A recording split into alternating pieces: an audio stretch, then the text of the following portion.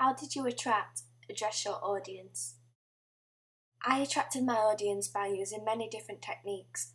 I used an image of a new young artist who has just become recently very well known through the promotion of her new single on radio stations across the UK and the download of her debut single being released.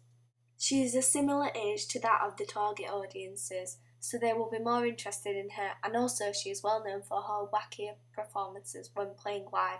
Therefore, they will want more information as she is new and will want to be the first out of their peer groups to be able to relay this information to the rest of their friends.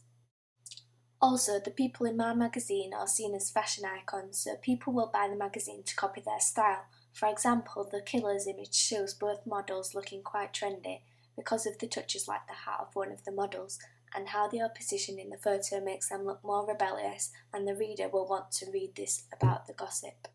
The lighting and how some of the images have been shot using the photography studio helps, as it makes my images look more professional, so people know that this isn't just any magazine and are more likely to purchase it. The images I have used for the double page spread and my cover could possibly attract the audience as they see the artist in them as an ideal self or partner, so this would encourage people to read the magazine because they like them. And also the male gaze theory applies, as some people may find the artists on the cover attractive.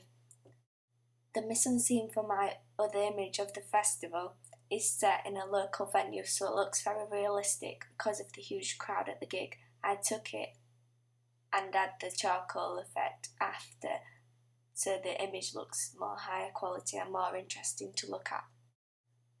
Use of a bright colour for the masthead also makes it stand out, so people would be more likely to see it on the shelf, and also the font size for my masthead is the largest font on my cover, so it will be more noticeable.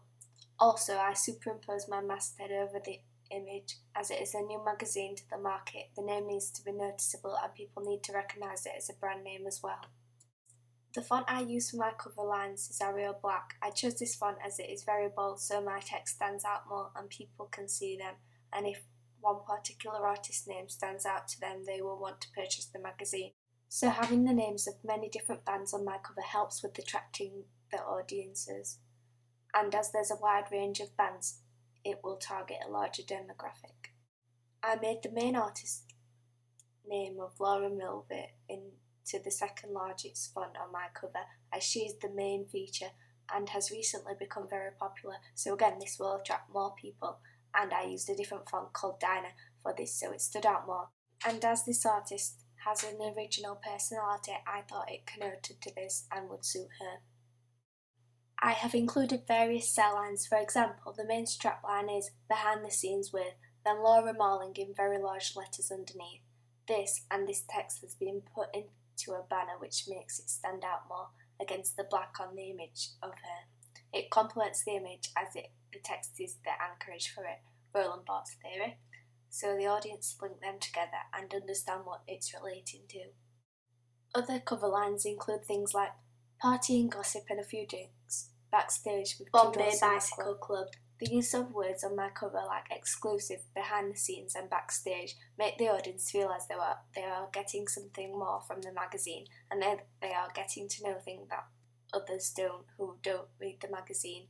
Having buzzwords like "free" and "win" also help the selling of my magazine, as the consumers always want to get something for free, and everybody likes the idea of winning something, especially as a lot of the audience are in bands or know someone in a band. They will tell people about the competition, and this will gain the magazine more interest. Also, it feels as though the magazine is giving something back for the nation.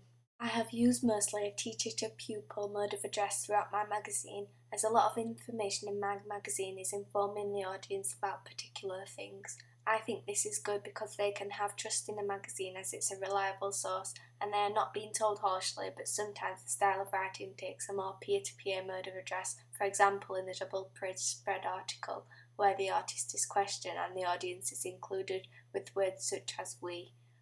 Also, on the cover where it says "Partying, gossip and a few drinks," as this is something stereotypical of a student to do, so again they can relate to the content of this article.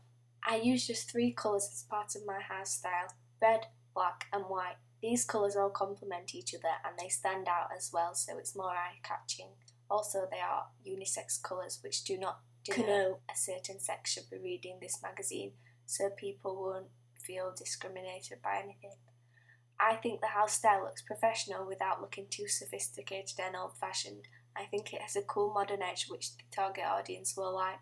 For example, the use of the arrows which connote to read on to the next page, and also the page number boxes which have had different effects on them so they look better and not too 2D and boring.